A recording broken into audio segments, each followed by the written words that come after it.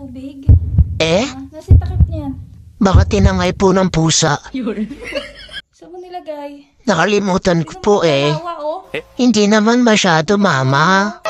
Naman, makapasaway ka naman dyan. Oh, ano? Gagawin mong ilog yung bahay natin. Uuwi mo naman sa ilog, ma. Sapa lang. Takip mo yun. Siguro, mama, tinangay ng pusa. Ay, Teka, maisipin ko muna. oo.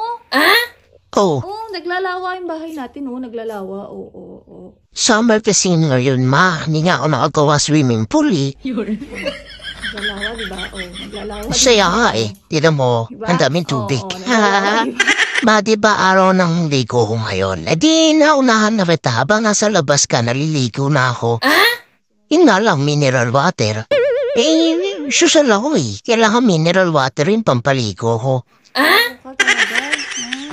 Anong loko-loko dun eh? Pinawasan ko na may gawain mo. Gusto ko na nga maging independent. Mama, sarap maglaro ng tubig. Lalo pag mineral, tinapon ko. Sa ginawa mo, ha? Oh, masaya ka. Oo, masaya ako habang wala ka dito. Nasa labas na ako naglalaro ng tubig, diba? Eh, naliligo na nga ako eh, ng mineral nga lang.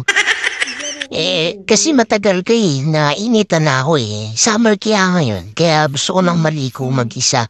Tingnan mo, dalawa purpose niyan eh, pampaligo ko tsaka pwede kang inumin kasi di ba mineral? Tinan mo, oh, ang sarap ng mineral sa sahig.